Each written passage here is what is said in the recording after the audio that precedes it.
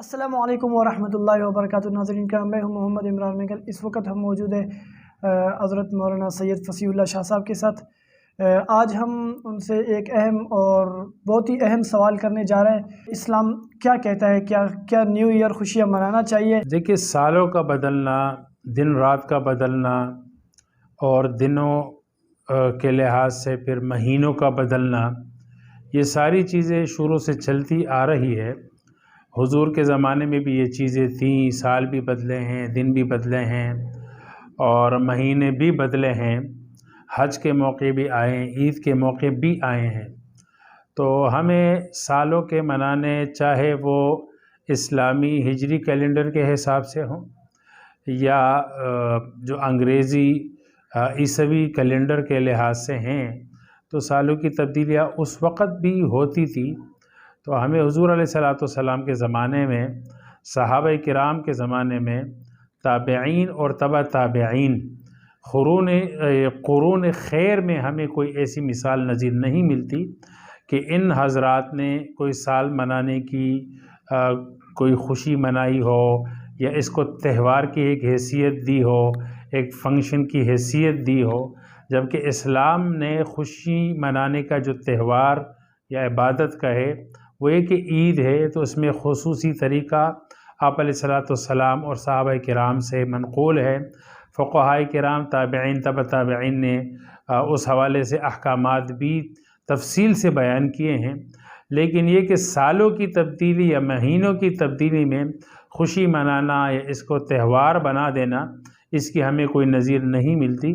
انسان ایک مسلمان ہونے کی حیثیت سے مسلمان کو چاہیے کہ وہ ایک ایک پل کو جو ہے وہ خوشی کا ذریعہ بنا دے، اور خوشی انسان کے لیے یہی ہے کہ وہ ایک ایک پل کو آخرت کی تناظر سے دیکھے، کہ اس کا ایک ایک سیکنڈ کا حساب وہ آخرت کے لاکھوں سالوں بلکہ کروڑوں سالوں کے برابر ہیں۔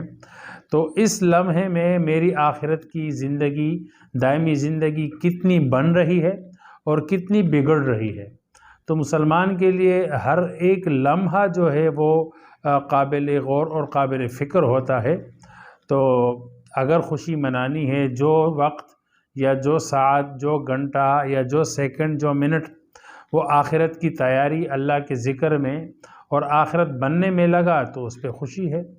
اور اگر کوئی ایک سیکنڈ یا ایک منٹ یا ایک گھنٹہ یا ایک دن یا ایک رات یا مہینہ یا سال وہ آخرت کے بگاڑ میں لگ گیا، تو وہ انسان کے لیے پھر خوشی کا باعث نہیں ہے، بلکہ افسوس کا باعث ہے کہ اتنی قیمتی اوقات، دن اور مہینے اور سال جو ہے وہ ضائع ہو گئے، جس کے بدلے میں میری آخرت کی زندگی ایک لامحدود وقت میرا ضائع ہو گیا۔ تو پھر اس پر انسان کو افسوس ہونا چاہیے۔ تو میری بات کا خلاصہ یہ ہے کہ انسان کو ہر لمحے اور ہر وقت، ہر سیکنڈ، ہر منٹ کو وہ اس تناظر میں دیکھنا چاہیے کہ میرا یہ وقت خوشی کا باعث بن رہا ہے یا میرا یہ وقت دائمی زندگی کے لیے باعث افسوس بن رہا ہے۔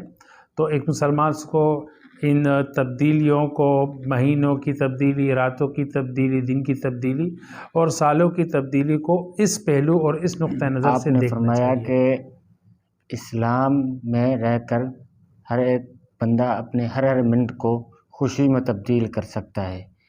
اب ہم دیکھتے ہیں کہ خوشی تو وہ ہوتی ہے جس میں ہمارا دل خوش ہو، یا ہم ظاہری طور پر ایک اپنے اندر ایک عجیب سی کیفیت محسوس کریں جس کو ہم خوشی سے تعبیر کرتے ہیں۔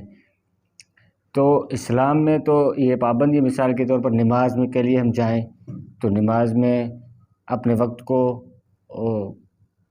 کی پابندی کرنی پڑتی ہے، اس میں جانا پڑتا ہے، وقت دینا پڑتا ہے، اور سیڑپ کاری ہوتی ہے ایک انسان کے اندر، جس میں تو انسان اپنے دل کے اندر تنگی محسوس کرتا ہے۔ آپ اسلامی تعلیمات یا اسلامی عبادات کو خوشی کا باعث کیسے کہہ سکتے ہیں، کیسے کہہ رہے ہیں کہ بھئی یہ اس میں خوشی ہے، اس میں غمی ہے؟ وہ تو انسان کا عقل بھی اس کو خوشی سمجھتا ہے، انسان خود بھی اندر سے وہ ایسی محافل میں خوش ہوتا ہے، جبکہ اس طرف ہم دیکھتے ہیں تو اس میں تو کوئی خوشی کی بات ہمیں نظر تو نہیں آتی۔ کہ آپ کی بات کا مطلب یہ ہے کہ انسان کو پابند ہو کے अहकामात बजा लाने पड़ते हैं, तो ये तो नफ्स इसमें एक तंगी महसूस करता है, तो ये तो खुशी के बायस नहीं है। यही मतलब है ना आपका। तो देखिए, एक इंसान का नफ्स है, तो नफ्स तो हर उस चीज़ में खुशी महसूस करता है जो उसको यानी एक वक्ती और आर्जी तौर पर उसके मुताबिक कुछ भी मिले तो उससे खुश होगा। लेकिन एक है हकीकी खुशी, जिसको अक़ल और मंतिक और फ़लसफ़ा और शरीयत खुशी कहे और पूरा ज़माना उसको खुशी का बायस समझे। मसलन ये कि अगर आप किसी के जेब से 100 रुपये निकाले तो ये तो आपके लिए खुशी है इसलिए कि 100 रुपये आपको मिले, लेकिन दूसरे के लिए वो खुशी का बायस तो नहीं हुआ ना। तो ये है नफ्स की खुशी।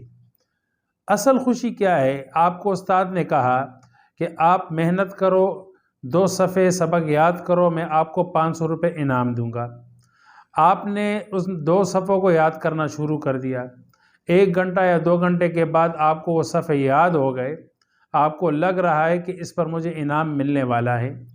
तो अब ये 2 घंटों की जो पाबंदी है, मेहनत है, इसमें आपको 2 सफ़े जब याद हो गए और आपको उस पर इनाम मिलने वाला है, तो सफ़े याद होने पर आपको खुशी होगी कि नहीं होगी?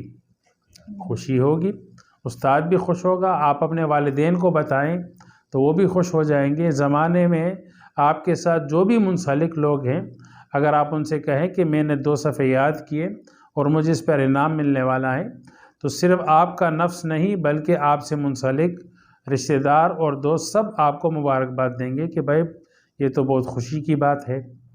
तो इसी तरह इंसान को यहाँ पे इन अल्लाह ताला के अहकामात में जब उसको दायमी ज़िंदगी की खुशियाँ हैं, तो अक़ल और मंतिक तो यही कहते हैं कि कहती है कि भाई इस पर खुश होना चाहिए। अगर नफ्स को जो है वो अब अपनी एक आर्जी खुशी फ़िलहाल नहीं मिल रही, उसको पाबंदी महसूस हो रही है, तो इस नफ्स को जो है वो आप दबा दें।